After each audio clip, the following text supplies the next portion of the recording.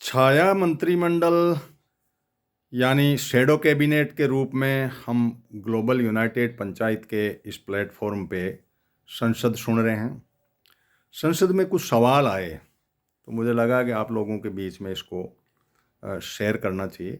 संसद में एक सवाल आया कि आप कलकत्ता से प्रयागराज या बॉम्बे से प्रयागराज या दिल्ली से प्रयागराज जाते हैं तो किराया 35,000 के इर्द गिर्द आप ले रहे हैं प्रति सीट, और दिल्ली से यदि लंदन जाते हैं तो 24,000 ले रहे हैं।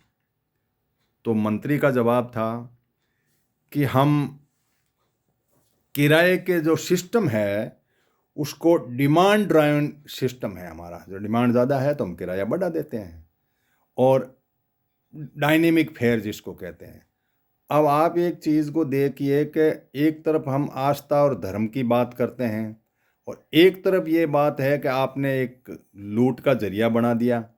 बाई एयर कोई जाना चाहे, चप्पल वाला कह रहे हैं हमारे प्रधानमंत्री जी, तो आप 35,000 रुपये दे करके और किराए पे जाओ तो 25,000 में तो लंदन पहुंच जाओ, 10,000 में यूएई पहुंच जाओ। तो ये जो सिस्टम है इसको आम लोगों को हमें जानना चाहिए कि आखिर क्या है।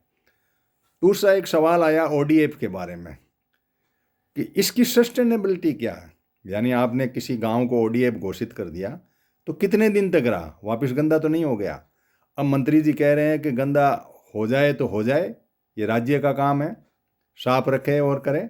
हमारे तो 3 मॉडल हैं जिसमें 1.20 का हमने एक में किया है, 60,000 एक में किए हैं, कुल 5,65,242 गाँवों को ओडीएफ घोषित किया है जिसमें 12 करोड़ कुल हैं।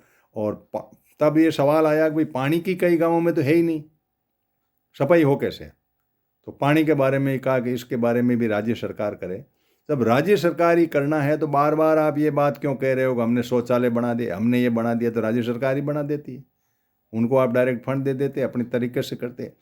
आपका पूरा सिस्टम जो है ये है फेडरल स्ट्रक्चर को ख़त्म करना, राज्य की शक्तियों को कंट्रोल करना और राज्य की जो शक्तियां हैं उनको अपनी मुट्ठी में लेकर प्रचार करना, आपकी फ़ोटो लगाना, बैनर लगाना, संसद में वक्तव्य देना, हमने ये विकास कर दिया, और लॉन्ड्री लिस्ट की तरह इसमें कर देना कि 12 लाख शौचालय बना दिए। शौचालय तो पड़े हैं गंदे हुए, कोई सफाई नहीं, आपने इसको काट दिया।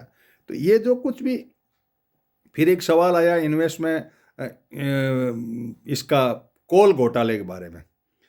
तो वो मंत्री जो है एनसीपी की, उसने, मंत्री नहीं वो सदस्य जो हैं, तो उन्होंने कहा भाई कि आपके करीब 40 कंपनियों के इस तरह के केस चल रहे हैं, तो आप बताओ, आप कह रहे हैं कोल घोटाला, उसमें कह रहा था आपके टाइम में तो बहुत हो गया।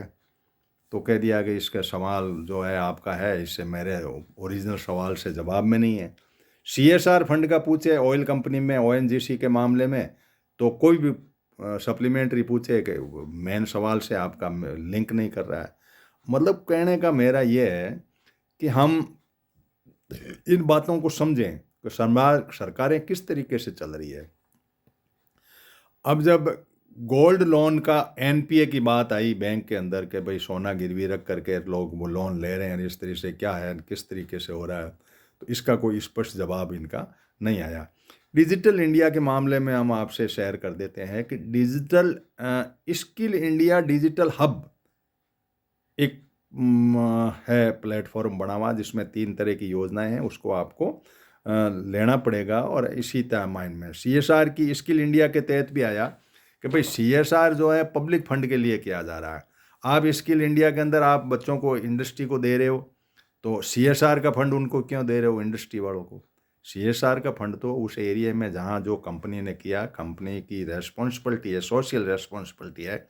तो ये कहा है कि सोशल रेस्पॉन्सिबिलिटी सरकार दोनों तरफ से, दोनों हाथों से कार्य, इंडस्ट्री दे रही है इनको स्किल का प्रोग्राम या सरकार दे रही है। बात पकड़ में अपने को ये करनी है कि भाई इंडस्ट्री वाले के पास में हमारे बच्चे स्किल करने जाते हैं, उसका फंड है 2% का, तो वो फंड का अपना बता देता है कि मैंने सोशल रेस्पॉन्सिबिलिटी पूरी की, इनको कर दिया। दूसरी तरफ आप उनको अप्रेंटिस के नाम से ढोल पीट रहे हैं कि हमने ये उनको दे रहे हैं, ये दे रहे हैं।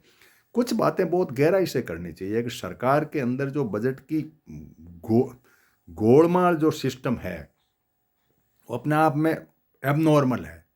हमें कुछ लगता है ऐसा है कि कुछ हो रहा है, ढोल पीटे जाते हैं, लेकिन वस्तु स्थिति उससे टिपिकल होती है कि इधर का फंड इधर से बाईपास सर्जरी हो रहा है, इधर का इधर हो रहा है।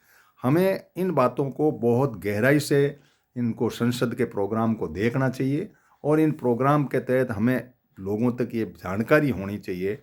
हम लोग भी जिस समय हमारा छाया मंत्रिमंडल काम करता है, सुबह 11 बजे से बैठते हैं, तब तक संसद चलती है, नोट करते हैं और आप तक मैसेज पहुंचाते हैं। आप ग्लोबल यूनाइटेड पंचायत के यूट्यूब चैनल को सब्सक्राइब कर दें ताकि हमें आप तक बात पहुंचाने में सुविधा भी रहे।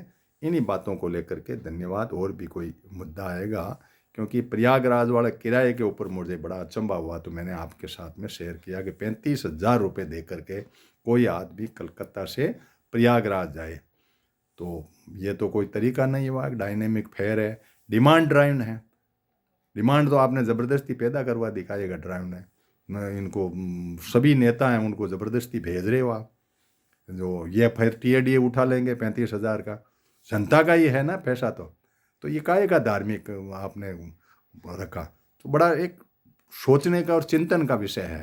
धर्म के नाम से आपने एक लूट मचा ली, लोगों की जेब खाली करा दी, वहाँ किस तरह के, ये अच्छा बात नहीं है। इसको हमें जनता को समझना पड़ेगा। Thank you all of you.